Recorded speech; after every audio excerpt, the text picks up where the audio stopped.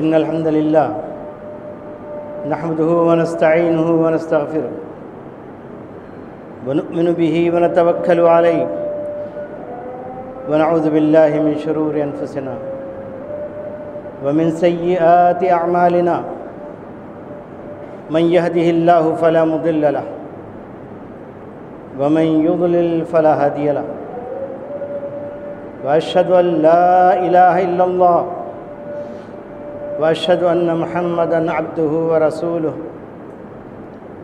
أرسله الله تعالى بالحق بشيرا ونذيرا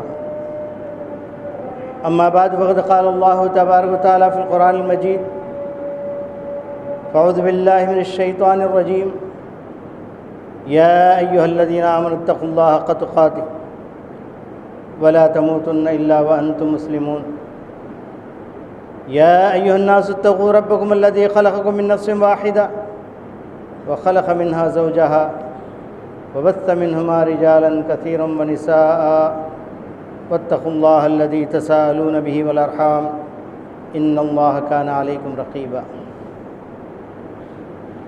يا أيها الذين آمنوا اتقوا الله وقولوا قولا سديدا يصلح لكم أعمالكم ويغفر لكم ذنوبكم ومن يطع الله ورسوله فقد فاز فوزا عظيما وقال الله تبارك وتعالى في موضع آخر كل نفس ذائقة الموت وإنما توفون أجوركم يوم القيامة فمن زحزح عن النار وأدخل الجنة فقد فاز وما الحياة الدنيا إلا متاع الغرور۔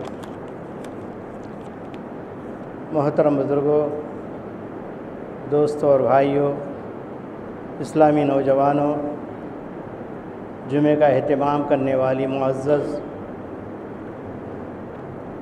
خواتین، آج ہمارے سامنے ایک جنازہ رکھا ہوا ہے، ایک نیک خاتون کا جنازہ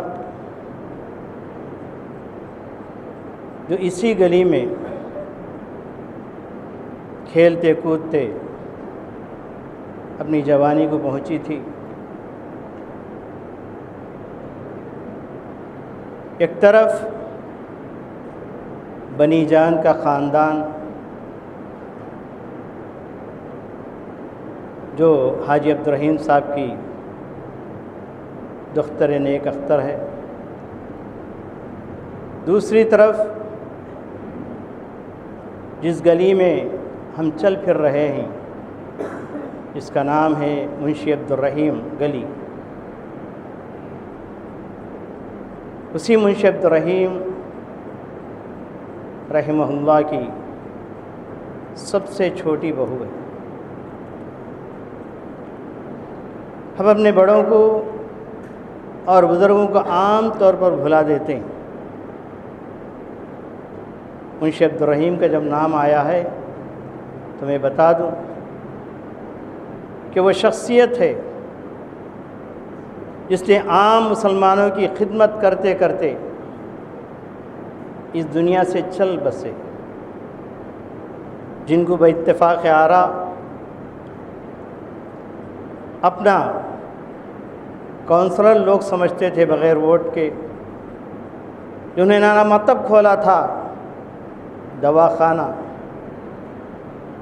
دوائی بھی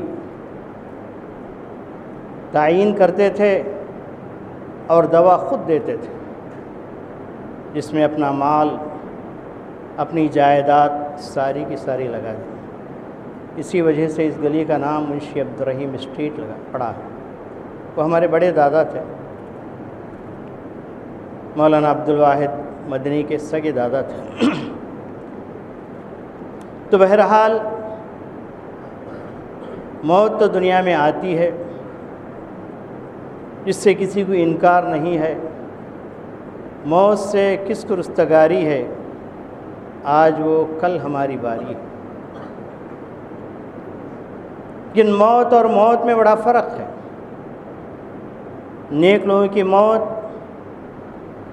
جنت کی بشارت دیتی ہے، ان کے لیے جنت کے دروازے کھل جاتے ہیں۔ برے لوگوں کی موت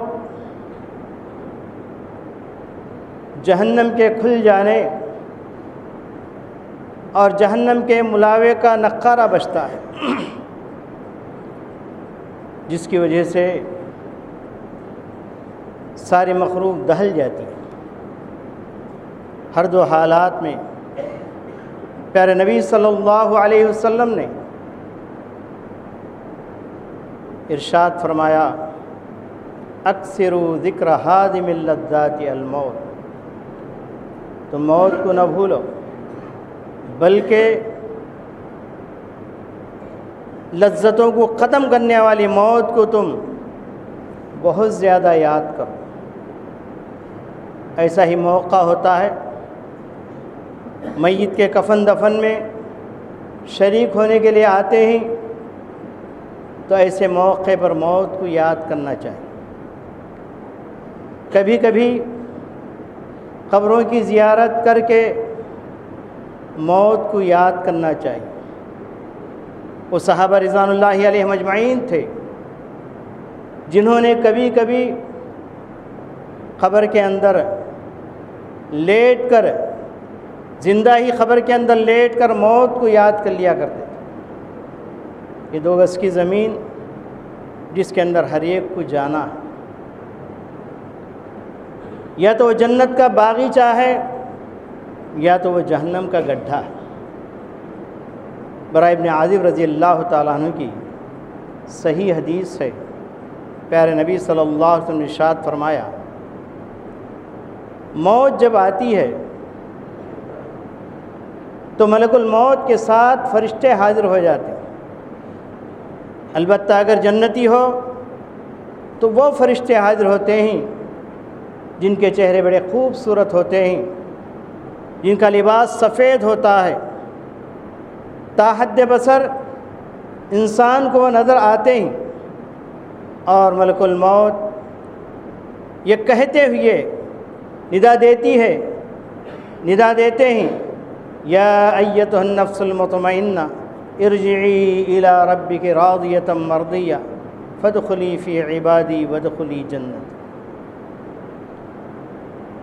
اے اطمینان والی روح، تم اللہ کے بندوں میں داخل ہو جاؤ، تو اللہ کے بندوں میں داخل ہو جاؤ اور میری جنت میں داخل ہو جاؤ۔ یہ ندا، اس ندا کے ساتھ ملک الموت جب ندا دیتے ہیں، بڑی خوشی کے ساتھ ایسے جسم سے نکلتی ہے جیسے مکھن سے بال نکال لیا جاتا ہے، اور پھر وہاں سے سفر شروع ہوتا ہے۔ ایک تو سفر اس کے جسم کا سفر ہے، جس کو نہلاتے ہیں، دھلاتے ہیں، کفن پہناتے ہیں اور تدفین کرتے ہیں، یہ الگ سفر ہے جس کے اندر ہم سب شریک ہیں۔ اور ایک اور سفر شروع ہوتا ہے، وہ سفر روح کا سفر ہوتا ہے۔ روح کو لے کر جنت کے کفن میں، بڑے خوشبودار کفن ہوتا ہے، اس کو لے کر فرشتے اوپر چل پڑتے ہیں۔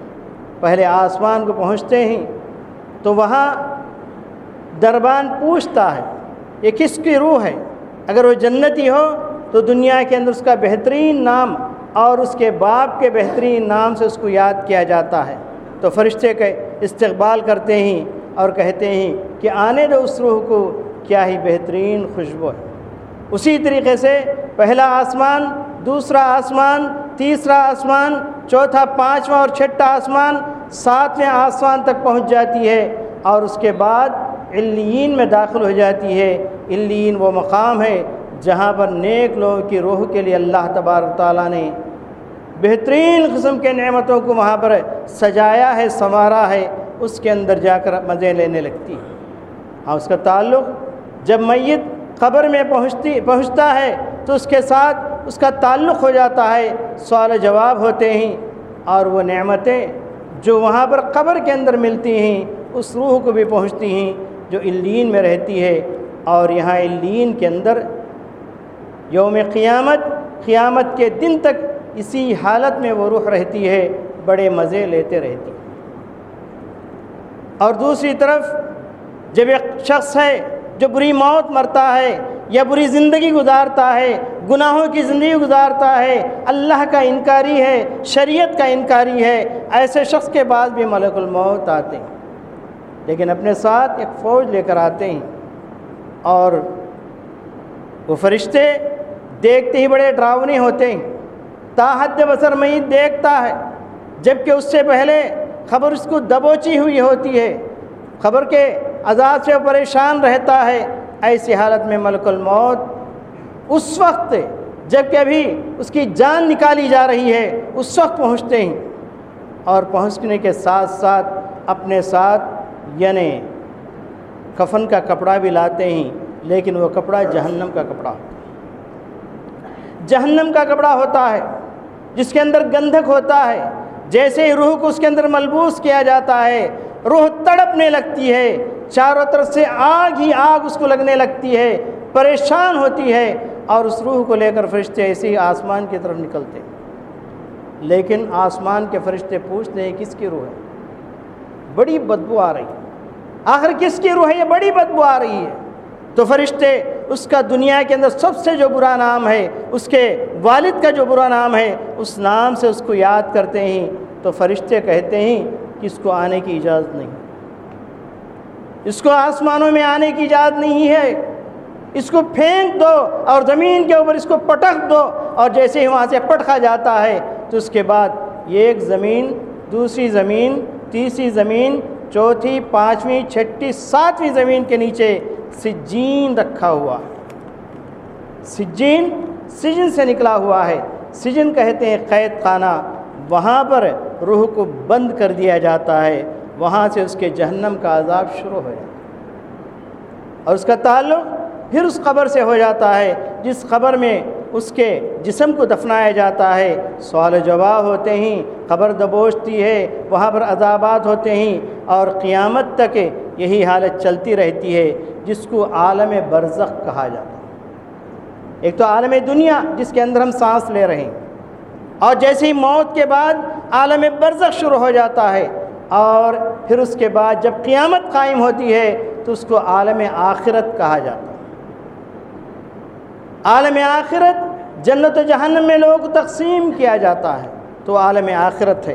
تو میرے عزیز دوستوں اور بھائی، اس موت سے ڈرنا چاہیے۔ جب کبھی کوئی موت کی خبر سنے یا کسی میت کے کفن دفن میں شریک ہو تو دو چیزوں کا وہاں پر خیال رکھنا۔ پہلی چیز، موت کو یاد کر کے اپنے دل کو نرم کرنا ہے، کیونکہ نبی کریم صلی اللہ علیہ وسلم نے ارشاد فرمایا فَزُورُوهَا فَإِنَّهَا تُرِقُّ الْقَلْبَ وَتُدْمِعُ الْعَيْنَ وَتُذَكِّرُ الْآخِرَةَ۔ تم خبروں کی زیارت کرو، خبروں کی زیارت تمہارے دلوں کو موم بنا دیتی ہے، نرم کر دیتی ہے، اور تمہارے آنکھوں سے آنسو جاری کر دیتی ہے، اور آخرت کی یاد کو تازہ کر دیتی ہے۔ اور یہ یاد اور یہ کیفیت اپنے اندر پیدا کرنا ہے۔ اگر ہم رو نہیں سکے، آنکھوں سے پانی نہیں آیا، تو نبی کریم صلی اللہ علیہ وسلم نے فرمایا فَتَبَاكَوْا، رونے کی صورت بناؤ، رونے کا ڈھنگ رچاؤ، بہرحال کچھ بھی ہو، تمہارے چہروں پر یہاں پہنچنے کے بعد ہنسی نہ ہو، اور خاص کر کے قبرستان میں پہنچنے کے بعد۔ یہ کیفیت ہر انسان کی ہونی چاہیے، کیونکہ ہر ایک کو آنا ہے، پتہ نہیں ہماری زندگی کون سا پلٹا کھائے گی، لیکن اللہ کے رسول صلی اللہ علیہ وسلم نے فرمایا خاتمہ بالخیر کے لیے دعا کرو۔ انسان جنتیوں کا کام کرتا رہتا ہے، آخری عمر میں کوئی ایسا کام کر دیتا ہے جہنم کا مستحق ہو جاتا ہے۔ کبھی کوئی انسان برے کام کرتا رہتا ہے، آخری عمر میں پہنچ کر کوئی ایسا کام کر دیتا ہے جو جنت کا مستحق ہو جائے، جو یعنی جنت کا مستحق ہو جاتا ہے۔ اس کی مثالیں بہت ہیں۔ پیارے نبی صلی اللہ علیہ وسلم خیبر کے جنگ کے وقت جنگ کے اوپر اور جہاد کے آیات پڑھ کر جنت کی طرف بلاتے ہوئے لوگوں کو ابھار رہے تھے۔ ایک بدو آیا، کفر کی حالت میں تھا، کہا کہ وہ جنت جس کا تذکرہ کر رہے ہو، اس جنت میں جانے کے لیے مجھے کیا کرنا ہے؟ کہا گیا کچھ نہیں کرنا ہے، کلمہ طیب لا الہ الا اللہ محمد رسول اللہ کہنا ہے اور جنگ کے اندر شریک ہونا ہے۔ اس نے اپنی بکریوں سے کہہ دیا کہ تم اپنے مالک سے جا ملو، اور جو کھجور کھا رہا تھا ہوا میں اڑا دیا، کہا کہ میں اتنی بھی دیری نہیں کرتا کہ ان کھجور کے کھاتے ہوئے دیر ہو جائے، وہ جنت میں داخل ہونے میں دیری ہو جائے۔ چنانچہ لا الہ الا اللہ محمد رسول اللہ پڑھا اور جنگ کے اندر شریک ہوا، منٹوں کے اندر شہادت پایا اور جنت کا مستحق ہو گیا۔ 2 حور کو اللہ تبارک تعالیٰ نے اس کے یعنی دفن کے لیے اللہ تبارک تعالیٰ نے بھیجا۔ نبی کریم صلی اللہ علیہ وسلم آگے بڑھتے ہوئے پیچھے ہٹ گئے، پوچھا گیا کیا ہے؟ اس کی 2 بیویاں آسمان سے آئی ہوئی ہیں، کہیں ان کو کہیں غیرت نہ آ جائے، اس لیے ان کے جانے کے بعد میں اس کے پاس جاؤں۔ جنت ایسے ملتی ہے، جنت ایسے ملتی ہے۔ کوئی شخص مایوس نہ ہو بلکہ اپنی زندگی کو بدلنے کی کوشش کرے، اور جیسے ہی زندگی بدلتی ہے اس کے لیے اللہ تبارک تعالیٰ جنت لکھ دیتا ہے۔ اور ایک شخص جنگ احد کے اندر کشتوں کے پشتے لگاتے ہوئے کافروں کے گردن اڑاتے ہوئے آگے بڑھ رہا تھا۔ لوگوں نے کہا کہ یہ دیکھو جنتی، دیکھو جنت کی طرف آگے بڑھ رہا ہے۔ نبی کریم صلی اللہ علیہ وسلم نے کہا جہنم کی طرف تو آگے نہیں بڑھ رہا ہے۔ تو ایک صحابی رسول کہتے ہیں کہ یہ لفظ سنتے ہی میں اس کا پیچھا کیا اور چلتا گیا، دیکھا کہ جب وہ زخموں سے چور ہو کر نیچے گرا، کئی کافروں کو مارنے کے بعد زخموں سے چور ہو کر نیچے گرا تو تکلیف کو برداشت نہیں کر سکا، چھرا زمین میں گڑھا دیا اور اپنے جسم کو اس کے اوپر ڈال دیا، خودکشی کر کے اس دنیا سے چلا گیا۔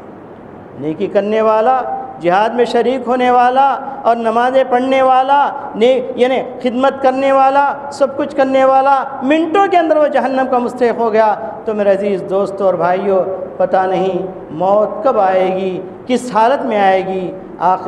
اچھا یعنی نتیجے کے لیے اور بہترین عاقبت کے لیے اور اچھے موت کے لیے ہمیشہ دعائیں کرتے رہے اور اللہ تبارک تعالیٰ سے ہی کہتے رہے، یا مصرف القلوب صرف قلوبنا علی طاعتک، اے پروردگار عالم دلوں کو بدلنے والے، دلوں کو پھیرنے والے میں تیری اطاعت کی طرف پھیر دے۔ یا مقلب القلوب ثبت قلوبنا علی دینک، اے پروردگار عالم جو دلوں کو الٹ پلٹ کرنے والے ہمارے دلوں کو تیرے دین کے اوپر جما دے۔ نبی کریم صلی اللہ علیہ وسلم بہت زیادہ یہ دعا کیا کرتے تھے۔ میں عائشہ نے پوچھا، یا رسول اللہ آپ کے لیے تو جنت لکھ دی ہوئی تھی، کیا یہ دعا کر رہے ہیں؟ کہا کہ اے عائشہ کیا معلوم نہیں، ان قلوب بنی آدم بین اصبع الرحمن یقلبها کیف یشاء، بے شک لوگوں کے دل اللہ تبارک رحمان کے 2 انگلیوں کے درمیان میں ہی وہ جیسے چاہتا ہے ان کو پھیر دیتا ہے۔ اس لیے میں دعا کرتا ہوں کہ اللہ تعالیٰ میرے دل کو نیکیوں کی طرف پھیر دے، اللہ کی اطاعت کی طرف پھیر دے، اللہ کے دین کے اوپر مجھے جمع کر۔ تو میرے عزیز دوستوں اور بھائی، ہمیشہ بہترین عاقبت کے لیے، بہترین یعنی موت کے لیے اور اپنے زندگی کے بہترین نتیجے کے لیے دعا کرتے رہنا چاہیے۔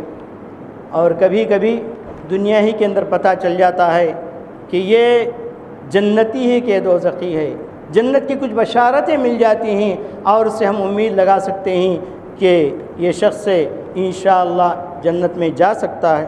نبی کریم صلی اللہ علیہ وسلم نے چند علامات بتائیں، خاتمہ بالخیر کی چند علامات بتائیں ہیں۔ ان میں سے ایک علامت النطق بالشہادتین، جس کو آخری وقت میں کلمہ طیب لا الہ الا اللہ محمد رسول اللہ کا نہیں کہنے کی توفیق ہو گئی، اس کے بارے میں ہم امید رکھ سکتے ہیں کہ وہ جنتی ہے۔ اس لیے کہ نبی کریم صلی اللہ علیہ وسلم نے ارشاد فرمایا، من کان آخر کلامہ لا الہ الا اللہ، جس کا آخری کلام لا الہ الا اللہ محمد رسول اللہ ہو، وہ جنت میں جا کر رہے گا اور فتنے سے بچ جائے گا۔ تو میرے عزیز دوستوں اور بھائیوں، ایسے وقت میں ایک بات کی طرف میں اشارہ کرنا چاہتا ہوں۔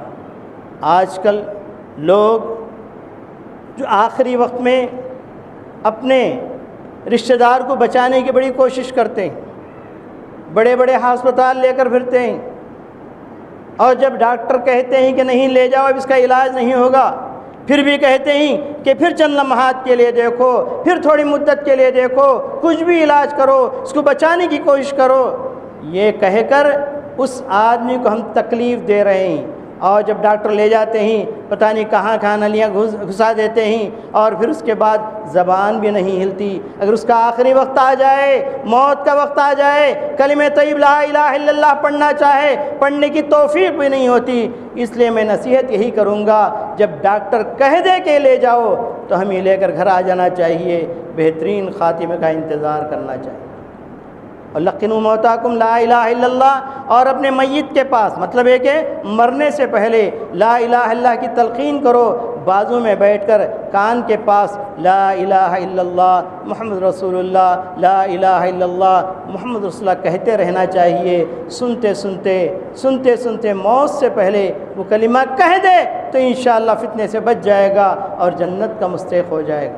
اور یہ بھی نبی کریم صلی اللہ علیہ وسلم نے فرمایا کہ تم اپنے مردوں کے اوپر یاسین پڑھو۔ اس کا مطلب کیا ہے؟ اس کا مطلب ہی نہیں کہ آدمی مر جانے کے بعد یاسین پڑھے، بلکہ سکرات کی حالت جب لگ جائے، سکرات کی حالت لگ جائے تو اس وقت یاسین پڑھنے کا حکم ہے۔ یاسین پڑھتے رہنا چاہیے، چیخ و پکار کے ساتھ نہیں، اتنا آہستہ بھی نہیں، تلقین جس طریقے سے لا الہ الا اللہ کبھی کریں، کبھی یاسین پڑھتے رہیں۔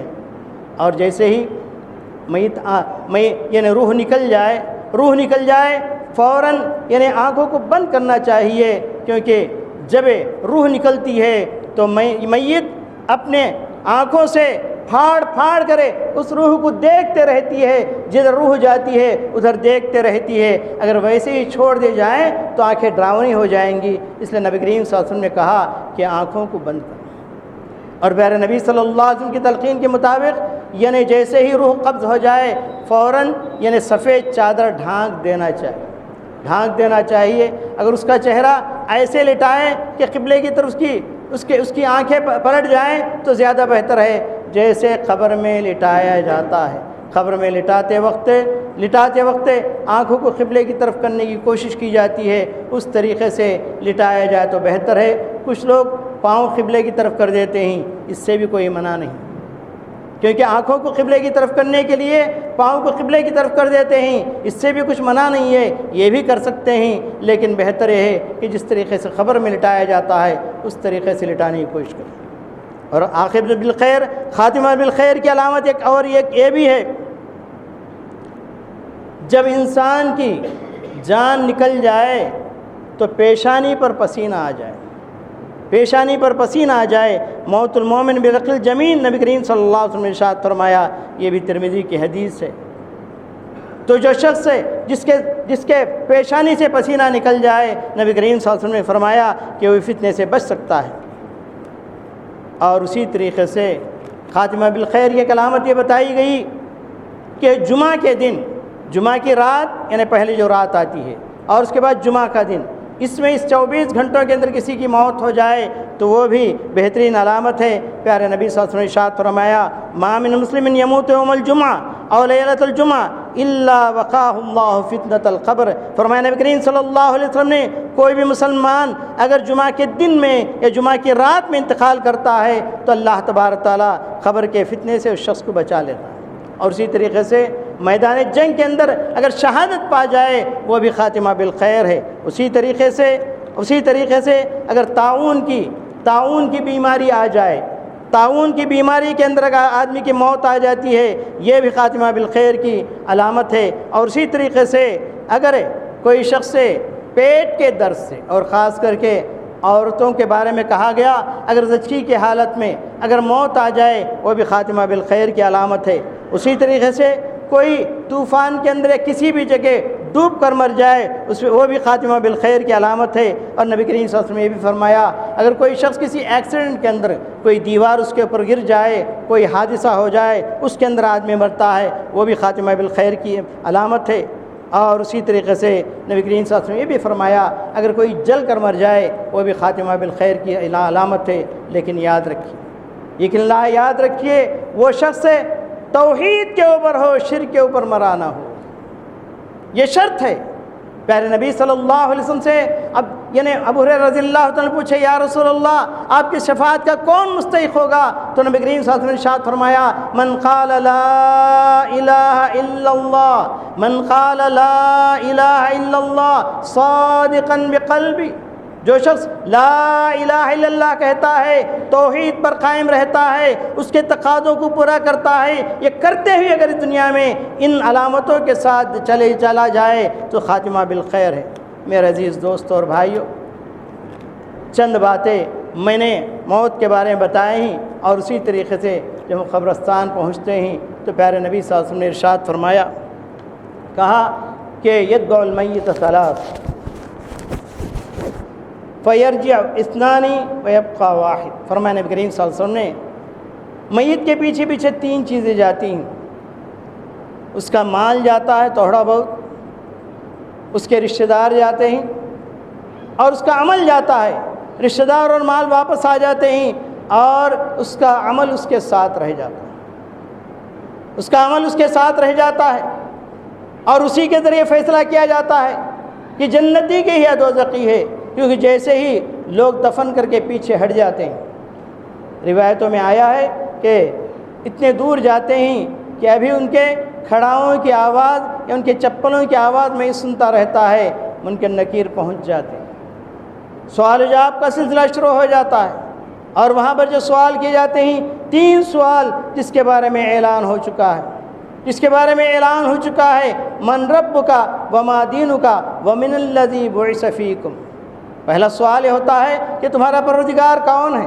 دوسرا سوال یہ ہوتا ہے کہ تمہارا دین کیا ہے. تیسرا سوال یہ ہوتا ہے کہ تم میں کون نبی بنا کر بھیجے گئے.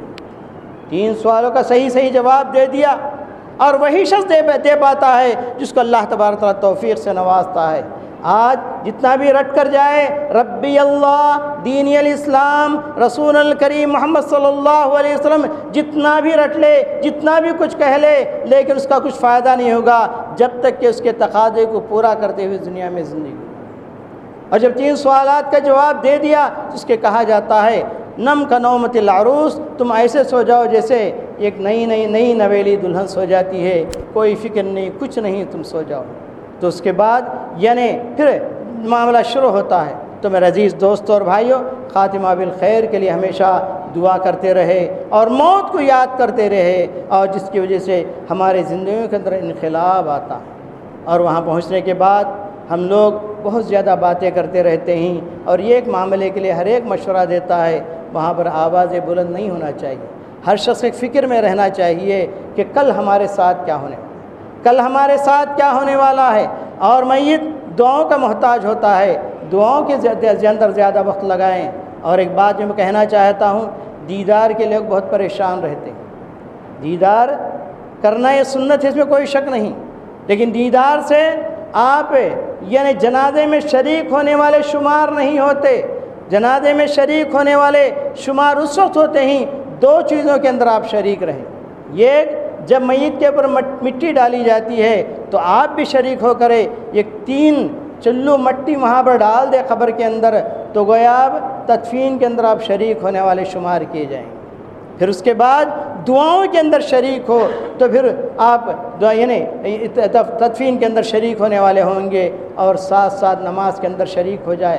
پیارے نبی صلی اللہ علیہ وسلم نے ارشاد فرمایا، جو شخص کفن دفن میں اور جنازے میں شریک ہوتا ہے تو اس کے لیے 2 خیرات کہتے ہیں، احد کے پہاڑ کے برابر اس کو ثواب ملتا ہے. اگر وہ نماز میں شریک ہو کر واپس چلا جائے تو یہ خیرات، یہ 1 پہاڑ کے برابر ثواب ملتا ہے. اگر وہ کفن دفن میں بھی شریک رہا اور دعاؤں میں بھی شریک رہا تو اس کو 2 خیرات اور 1 پہاڑ برابر اس کو اللہ تبارک تعالیٰ اجر دیتا ہے. پھر اس کے بعد کرنے کے کچھ کام نہیں ہیں. پیارے نبی صلی اللہ علیہ وسلم نے ارشاد فرمایا، اذا مات الانسان انقطع عملہ، جب انسان مر جاتا ہے یہاں سے توشہ بنا کر بھیجنے کا کچھ نہیں ہوتا، اس کے اعمال کا دار و مدار ختم ہو جاتا ہے. الا من 3، مگر 3 چیزیں ہیں اس کے دنیا سے جانے کے بعد بھی برابر اس کا فائدہ پہنچتا رہتا ہے. فرمایا ولد صالح يدعو له، اس کی نیک اولاد ہے جو اس کے لیے دعائیں کرتی ہیں. دعاؤں کی وجہ سے اس کے درجات بلند ہوتے ہیں، دعاؤں کی وجہ سے اس کے گناہ معاف ہوتے ہیں. اس لیے زیادہ سے زیادہ میت کے لیے اس کے خاندان والے، اس کے بیٹے بیٹیاں اور اس کے پوتے پوتیاں، اس کے نواسے نواسیاں سب مل کر دعا کرتے رہے. اور دوسری چیز نبی کریم صلی اللہ علیہ وسلم فرمایا، علم ينتفع به، اس کا وہ علم ہے جس سے لوگ بعد میں بھی فائدہ اٹھاتے ہیں. جب تک لوگ فائدہ اٹھاتے ہیں برابر اس کو ثواب ملتا رہتا ہے. یا تو اس نے اپنا حلقہ جما کر مدرسہ کھول کر بہت سے شاگردوں کو اس دنیا کے اندر چھوڑا، جب تک وہ باقی رہیں گے ان کے پھر شاگرد آئیں گے، ان کے پھر شاگرد آئیں گے، جتنے بھی شاگرد بنتے چلے جائیں گے اس کے علم سے فائدہ اٹھاتے رہیں گے، برابر اللہ تبارک تعالیٰ اس کو ثواب پہنچاتا رہے گا. اس کے اندر ایک یہ بھی ہے، کوئی شخص اپنے پیسہ خرچ کے مدرسہ بنا دیا، کوئی شخص پیسہ خرچ کے علم کا حلقہ قائم کر دیا، اس معاملے میں ذرا برابر حصہ لیا، علم ينتفع به، یا کسی نے کوئی ایسی کتاب لکھ دی جس کی وجہ سے لوگ فائدہ اٹھاتے ہیں، کتاب سے جب تک فائدہ اٹھایا جائے گا تب تک اس کو برابر فائدہ پہنچتا رہے گا۔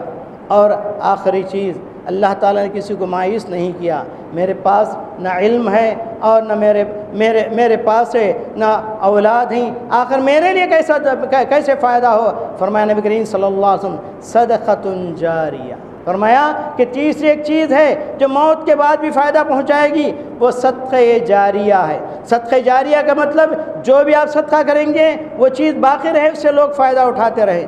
مسجد بنا دی، مسجد کے لیے جگہ دے دی، یا مسجد کے مرمت کے لیے کچھ کر دیا، لوگ اس سے فائدہ اٹھا رہے ہیں، تو برابر اسی طریقے سے کوئی مدرسہ بنا دیا اور مدرسے لوگ فائدہ اٹھا رہے ہیں، اسی طریقے سے کوئی کنواں کھود دیا، کوئی نل لگا دیا، کچھ جب تک اس سے فائدہ اٹھاتے رہیں گے لوگ، برابر اس کا فائدہ پہنچتا رہے گا۔ میرے عزیز دوست اور بھائی، جس کو صدقۃ جاریہ کہتے ہیں، یہ تو میت خود کر کے جائے یا اس کی اولاد بھی کر سکتی ہے، اس کی اولاد بھی اس کے نام پر کر سکتی ہے۔ صدقے کی اجازت ہے لیکن قرآن خوانی کی اجازت نہیں، صدقے کی اجازت ہے، قرآن خوانی کی اجازت نہیں۔ آپ صدقہ کیجئے، کیونکہ اس سے لوگ فائدہ اٹھاتے ہیں۔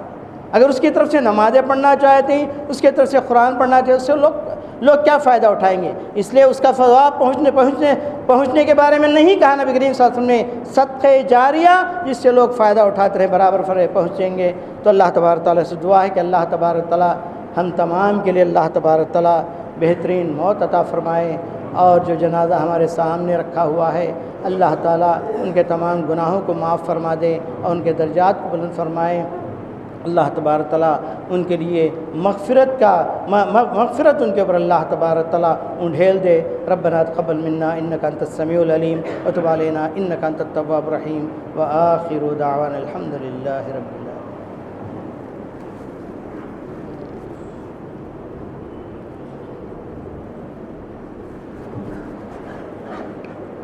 ان الحمد للہ نحمده ونستعینه ونستغفره ونؤمن به ونتوکل علیہ ونعوذ باللہ من شرور انفسنا ومن سیئات اعمالنا من يهده الله فلا مضل له ومن يضلل فلا هادي له واشهد ان لا اله الا الله واشهد ان محمدا عبده ورسوله ارسله الله تعالى بالحق بشيرا ونذيرا اما بعد فقد قال الله تبارك وتعالى في القرآن المجيد فاعوذ بالله من الشيطان الرجيم ان الله وملائكته يصلون على النبي يا ايها الذين امنوا صلوا عليه وسلموا تسليما اللهم صل على محمد وعلى ال محمد كما صليت على ابراهيم وعلى ال ابراهيم انك حميد مجيد اللهم بارك على محمد وعلى ال محمد كما باركت على ابراهيم وعلى ال ابراهيم انك حميد مجيد وصلى الله على جميع الانبياء والمرسلين والملائكه المقربين وعلى الصحابه اجمعين اللهم اطلب الستر والسلامه والعافيه علينا وعلى عبيدك الحجاج والغداة والمسافرين في برك وبحرك من امه محمد صلى الله عليه وسلم اللهم اغفر لجميع المؤمنين والمؤمنات